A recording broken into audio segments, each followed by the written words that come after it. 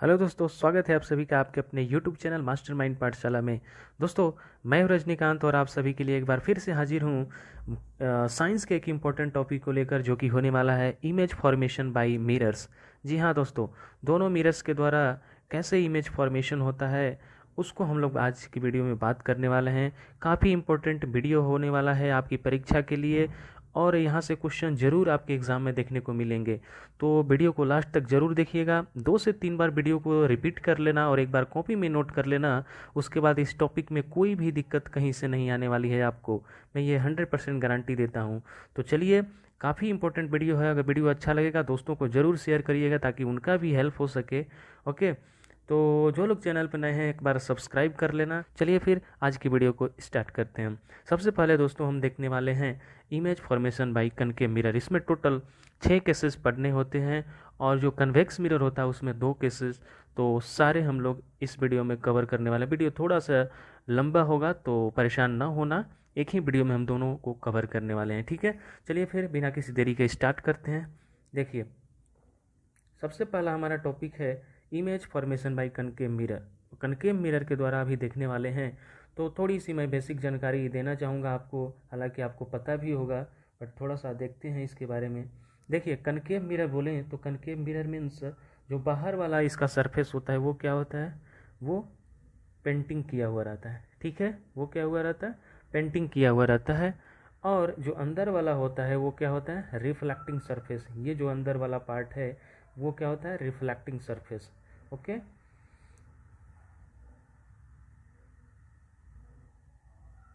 तो यहाँ से एक जो बीचों बीच एक रे होती है उसको क्या बोलते हैं, प्रिंसिपल एक्सिस, ठीक है। जो प्रिंसिपल एक्सिस और मिरर को जो सेंटर पे जहाँ पे कट करती है वहाँ पे आपका पोल होता है, और उससे थोड़ा आगे बढ़िएगा यहाँ पे फोकस होता है, देन सेंटर ऑफ कर्वेचर, ठीक है। पोल और फोकस के बीच जितनी डिस्टेंस होता है उतना ही डिस्टेंस फोकस और सेंटर ऑफ कर्वेचर के बीच, यानी कि दोनों डिस्टेंस क्या होता है, बराबर होता है, ठीक है। ये बेसिक जानकारी आपको पता भी होगा, बट थोड़ा सा मैं डिस्कस करना चाहूँगा यहाँ पे। देखिए, पोल से फोकस के बीच की दूरी को क्या बोलते हैं बेटा, फोकल लेंथ, यानी कि फोकस दूरी। और पोल से सेंटर ऑफ कर्वेचर के बीच जो दूरी होती है उसको बोलते हैं हम लोग रेडियस ऑफ कर्वेचर, ठीक है, रेडियस ऑफ कर्वेचर। सभी मिरर के केस में जितने भी डिस्टेंस होती है वो कहाँ से मेजर करते हो, मिरर के पोल से, ठीक है। तो पोल और फोकस के बीच की डिस्टेंस को बोल देते हैं फोकल लेंथ, और पोल और सेंटर ऑफ कर्वेचर के बीच की डिस्टेंस को क्या बोलेंगे, रेडियस ऑफ कर्वेचर। ओके, इतना बात क्लियर है। देखिए, उसके बाद क्या करना है, सबसे पहले इमेज फॉर्मेशन में आपको ध्यान रखना है कि जो भी हमारा ऑब्जेक्ट को क्वेश्चन में दिया जाएगा कि ऑब्जेक्ट कहाँ कहाँ पे प्रेजेंट है, किस जगह पे रखा गया है, तो उसका इमेज कहाँ बनेगा, कैसा बनेगा, और उसका साइज क्या होगा, ठीक है। यही 3 चीज़ आपको एग्ज़ाम में लिखनी है। एक तो पोजीशन बताना है, एक इमेज का नेचर, रियल होगा, इन्वर्टेड होगा, या फिर इमेजिनरी होगा, कैसा होगा, ठीक है। साइज कैसा होगा उसका, ऑब्जेक्ट जितना होगा ऑब्जेक्ट से छोटा होगा। ओके, ये सारी जानकारी देनी है। तो देखिए, जब हम लोग इमेज फॉर्मेशन की बात करते हैं तो हमारा ऑब्जेक्ट एक जगह रखा रहेगा, कहीं पे भी पोजीशन, वहाँ से हमेशा और हमेशा 2 रे चलती है। 2 रे चलेगी मिरर के। तो एक रे जो होती है वो मिरर पे रिफ्लेक्ट होने के बाद वो फोकस से पास हो जाती है, ठीक है। पहला रे जो ध्यान रखना है आपको, क्या रखना है कि जो भी हमारा एक रे चलेगी, फर्स्ट रे वो मिरर पे रिफ्लेक्टिंग होने के बाद कहाँ से पास करेगी बेटा, फोकस से। और दूसरी रे हमेशा और हमेशा एक चलने के बाद कहाँ से पास करती है, सेंटर ऑफ कर्वेचर से। सेकेंड रे कहाँ से पास करेगी, सेंटर ऑफ कर्वेचर से। 2 रे वो डिपेंड करेगा, अगर सेंटर ऑफ कर्वेचर पे ही ऑब्जेक्ट रख देंगे तो उसको कहाँ से पास करना पड़ेगा, फोकस से। वो डिपेंड करेगा केस में, बट एक जो फर्स्ट वाली रे है वो हमेशा और हमेशा फोकस से पास होती है, ठीक है। तो चलिए, इसी को हम लोग इम्प्लीमेंट करते हैं, अपना 1 बाय 1 केसेस को स्टडी करते हैं। सबसे पहला केस आपका है इमेज, जब ऑब्जेक्ट हमारा कहाँ पे रखा गया है, इनफाइनाइट पे। सबसे फर्स्ट केस जो आने वाला है वो कहाँ है, ऑब्जेक्ट कहाँ पे रखा गया है बेटा, इन्फिनिटी पे। तो ऑब्जेक्ट इन्फिनिट पे रखा गया है, इन्फिनिटी यानी हमें पता नहीं है कहाँ से आ रहा है, तो वहाँ से 2 रे चलेगी। मैंने बताया कि जो भी ऑब्जेक्ट है वहाँ से 2 रे हमेशा और हमेशा चलती है। एक रे फोकस से पास होती है और दूसरी रे कहाँ से होती है, सेंटर ऑफ कर्वेचर से। तो देखिए फर्स्ट रे यहाँ पे जाने के बाद मिरर्स पे पड़ने के बाद रिफ्लेक्ट हुई और वहाँ से फोकस से पास हो गई। ओके, और दूसरी रे चली तो फोकस सेंटर ऑफ कर्वेचर, चूँकि हमें पता नहीं है कहाँ से रे आ रही है तो हम इसलिए मिरर के पैरेलल ही इसको भी भेजेंगे, मिरर के पैरेलल, और रिफ्लेक्ट होने के बाद फोकस से ही ये भी पास हो जाएगी। चूँकि हमें जो ऑब्जेक्ट है उसका एग्जैक्ट लोकेशन पता नहीं है ना इन्फिनिटी पे, तो हम कैसे उसको कहाँ से हम रे को लाएंगे। ठीक है, तो दोनों रे इस केस में पैरेलल ही आती है, मिरर के प्रिंसिपल एक्सिस के पैरेलल ही आती है, और दोनों ही रिफ्लेक्ट होने के बाद मिरर पे चूँकि बाहर का भाग पेंटिंग किया हुआ है उसका, तो मिरर पे रिफ्लेक्ट होने के बाद फोकस से पास हो जाएगी। जहाँ पे दोनों रे आपस में कट करेगी वहीं पे इमेज बनता है।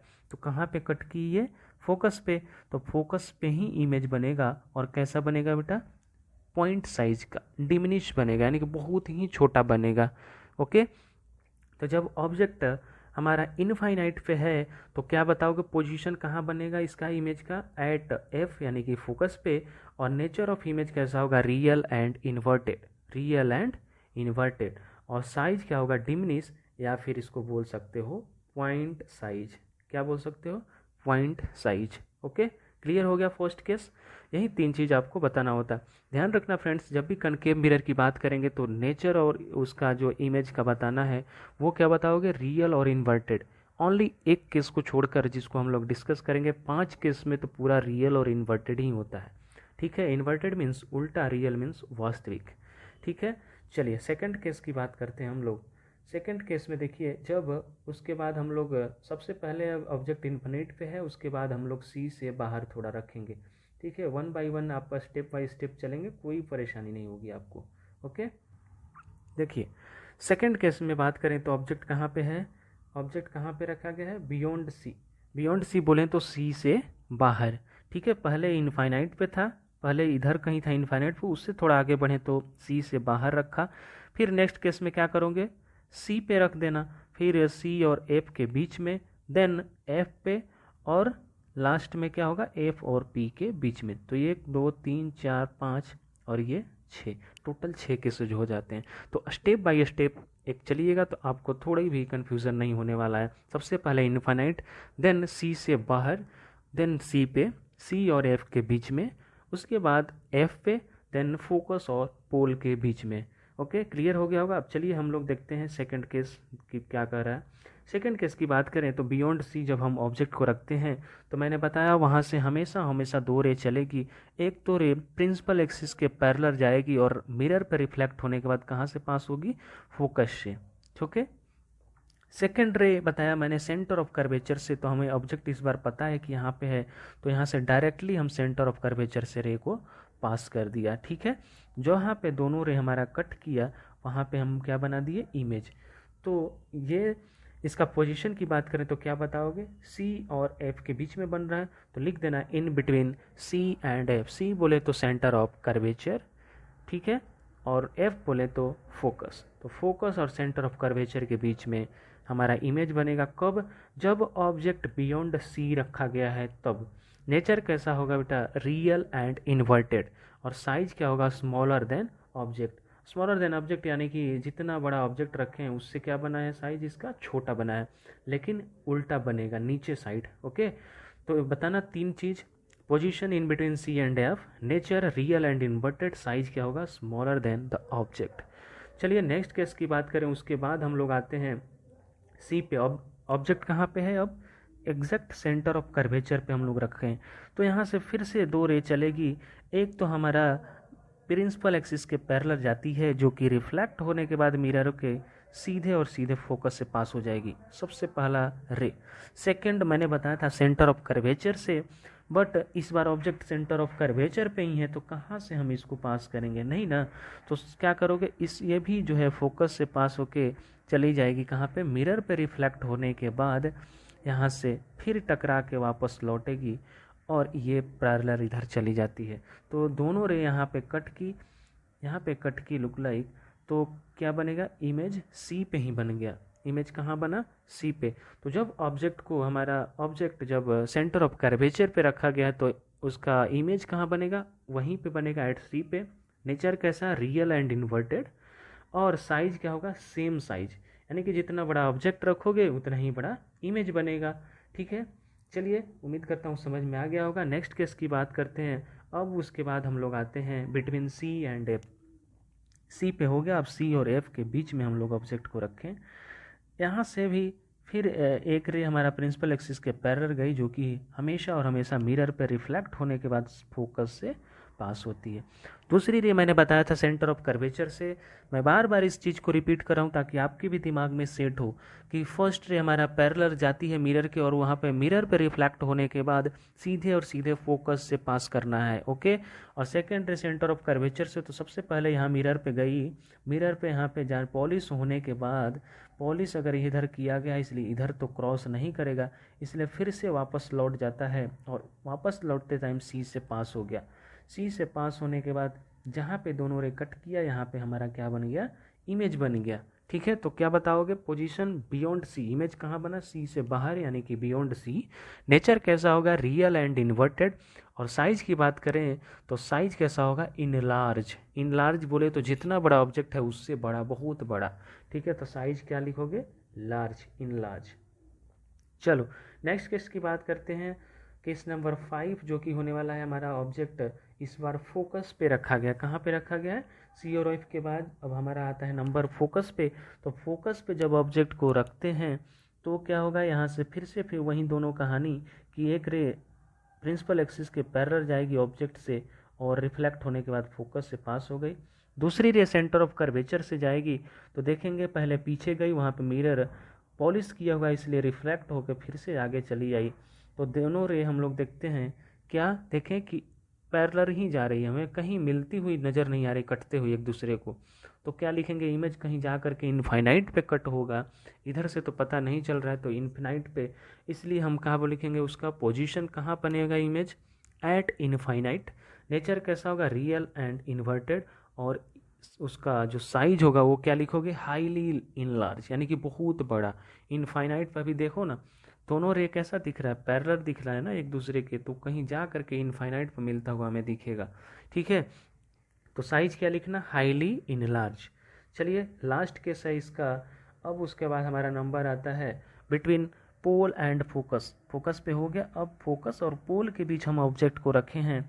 यही एक केस है, यहाँ पे आपको ध्यान देना है कि इस केस में जो हमारा नेचर होता है ना इमेज का, वो कैसा हो जाता है, वर्चुअल और इरेक्ट।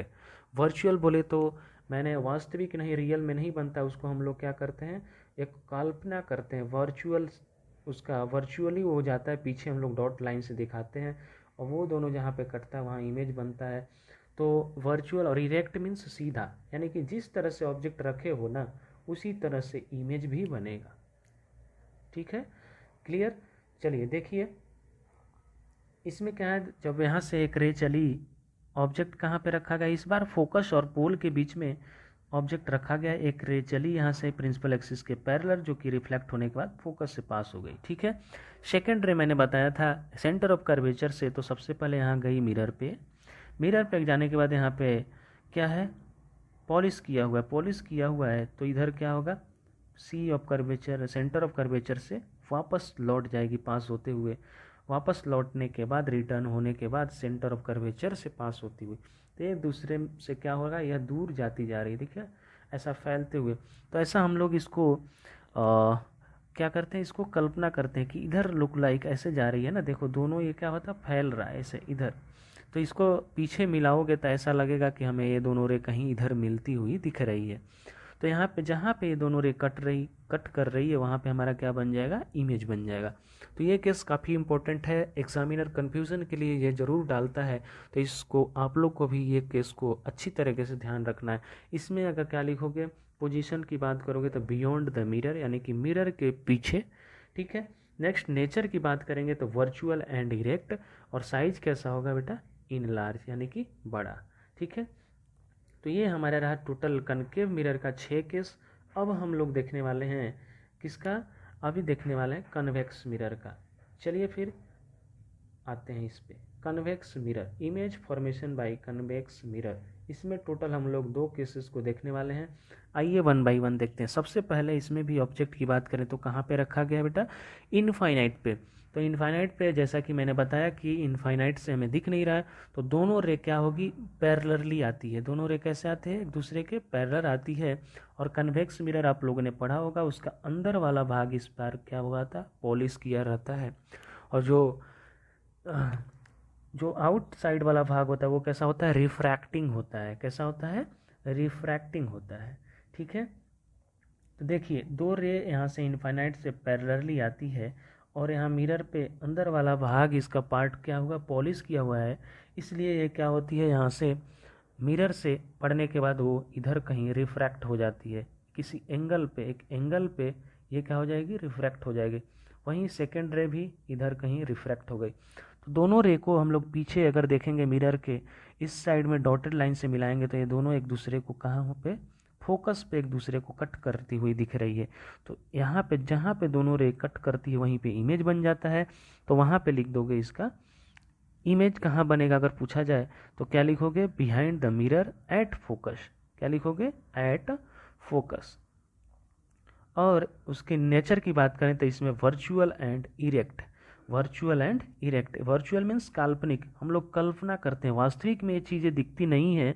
हम लोग कैसे ये डॉटेड लाइन से कल्पना किए कि यहाँ कहीं मिलती हुई ये दिख रही है पीछे। ओके, इसलिए virtual and erect. And size की बात करें तो पॉइंट साइज यानी कि हाईली डिमिनिश, यानी कि वस्तु से बहुत छोटा। ठीक है, चलिए लास्ट केस है आपका इनफाइनाइट और पोल के बीच जब ऑब्जेक्ट को रखा जाए। देखिए इनफाइनाइट और पोल के बीच जब ऑब्जेक्ट को रखा गया है तो एक रे यहाँ से पैरेलल जाती है और वो मिरर पे पड़ने के बाद रिफ्रैक्ट हो गई किसी एंगल पे इधर, और सेकेंड रे हमारा सेंटर ऑफ कर्वेचर से पास होती है, तो एक और ये रे चली यहाँ से, और इधर मिरर चूँकि क्या है, रिफ्रैक्टिंग सरफेस है, इधर से क्या किया गया है, इसको पॉलिश किया गया है, तो इसलिए रे क्या होगी, आपस फिर से रिटर्न हो जाएगी। रिटर्न हो गई इधर, तो इसको फिर पीछे ऐसे बढ़ाते डॉटेड लाइन से बढ़ाओगे, और ये वाला रे जो हमारा रिफ्रैक्ट होके किसी एंगल पे इधर गया है जो फोकस वाला, इसको हमें फोकस से पास करना है, तो डॉटेड लाइन मिला के फोकस से पास कर दोगे। दोनों जहाँ पे कट करती हुई दिख रहे हैं वहाँ पे हमारा क्या बन जाएगा, इमेज।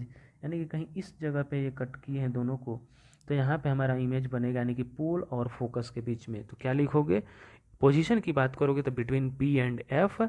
साइज की बात करोगे तो डिमिनिश बोले तो छोटा, और नेचर कैसा होगा, virtual and erect. I know कि सभी चीज़ें आपको क्लियर हो गई होगी। तो ये रहा आज का क्लास, जो कि काफ़ी इम्पोर्टेंट वीडियो है आपकी परीक्षा के लिए। तो ज़रूर से ज़रूर इसको देखिएगा, एक बार दोस्तों को ज़रूर शेयर करिएगा, अपने फ्रेंड्स को, ताकि उनका भी हेल्प हो सके। ओके, और अगर वीडियो अच्छा लगा है तो दिल से लाइक करिएगा। चैनल पे जो लोग नए हैं वो लोग सब्सक्राइब कर लीजिएगा एक बार, ताकि इसी तरह की वीडियो मैं सबसे पहले अपलोड करूं तो आप तक पहुंचती रहे। ठीक है, चलिए फिर आज की वीडियो में इतना ही रखते हैं, मिलते हैं नेक्स्ट वीडियो में इसी तरह के कुछ टॉपिक के साथ। जो भी आपका परेशानी होगा, जिस टॉपिक वीडियो चाहिए कमेंट बॉक्स में आप बता देना, मैं टाइम निकालूंगा, कोशिश करूंगा आपके लिए वीडियो प्रोवाइड करने के लिए। तो चलिए फिर, bye bye, take care, thanks for watching.